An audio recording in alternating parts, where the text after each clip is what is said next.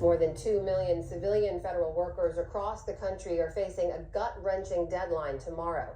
They can either accept an offer from the Trump administration to resign and keep their pay and benefits through September, or they can pass on the offer but take a gamble that they may be laid off in the weeks ahead. It's part of Elon Musk's push to dramatically cut the size of government. That includes intelligence agencies like the CIA and the NSA, who are looking at the same offer.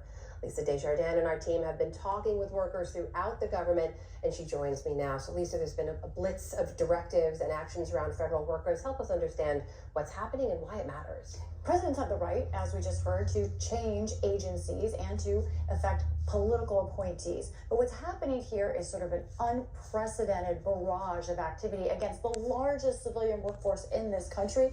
Pressure tactics, people told to snitch on their co-workers. And let's take a look at through all the orders that federal workers have received in the last bit. First, there is a hiring freeze in place across government.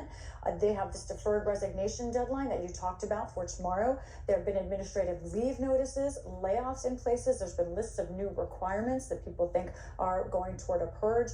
Their back to office policy starts beginning Friday at the Department of Defense. Now, as you said, Trump wants to downsize government, but what's happening here is something even bigger, a bigger message, which is it doesn't matter what your skill set is. We're not looking at your job. We simply want you to resign, whoever you are. So what's happening for workers is they're thinking, if I could be fired, do I need to return to the office? There is a debate over returning to office. Of course, it can be had, but our producer, Diane Lincoln Estes, spoke to some federal workers who are dealing with this issue. One of them she talked to in Texas explained that this difficult decision puts her family in a tough spot.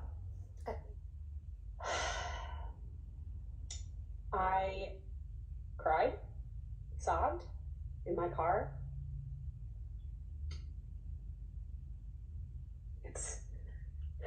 It's just a lot. It's a lot to lose. So there's no good option. We're going to be commuting 2 hours a day no matter what we do. So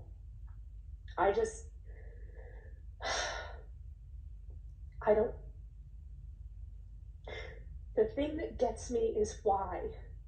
Why? Stop lying. It's not efficiency.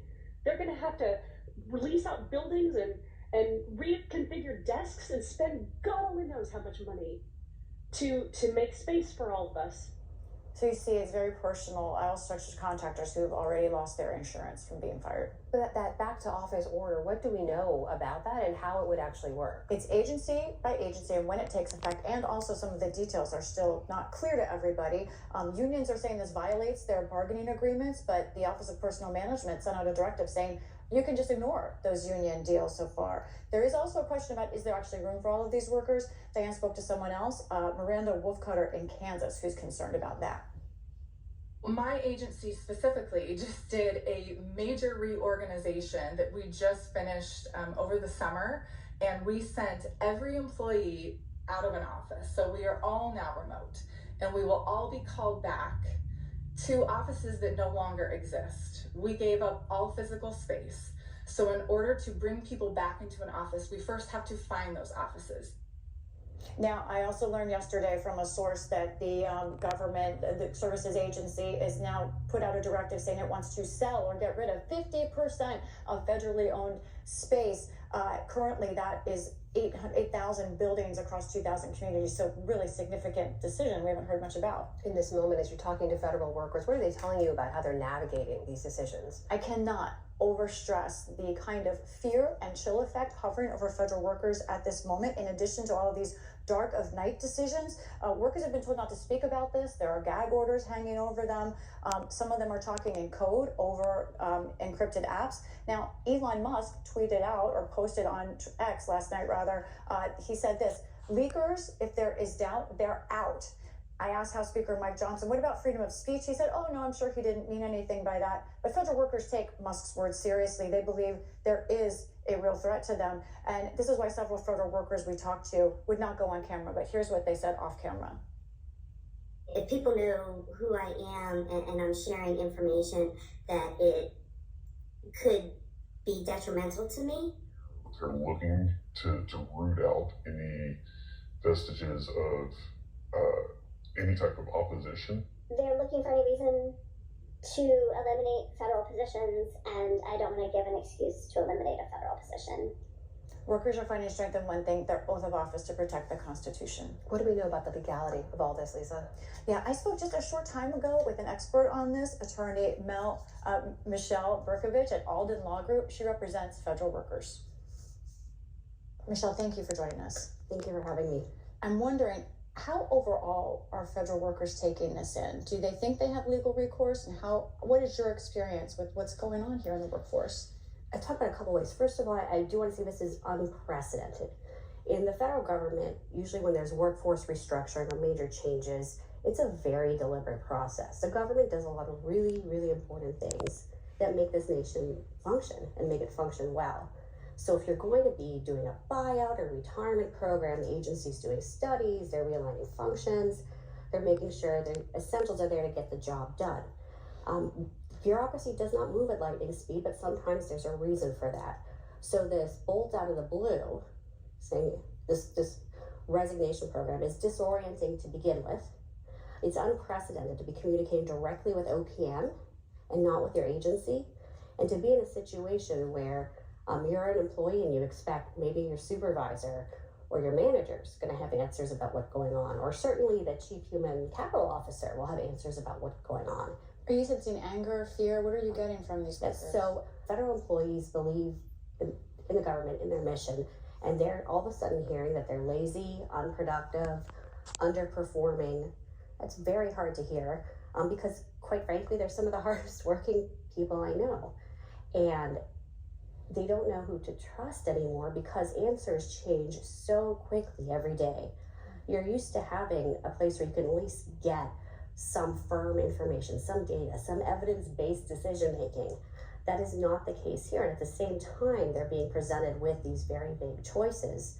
There's threats to their livelihood coming from all sides. In a nutshell, for a layperson, why might this not be legal?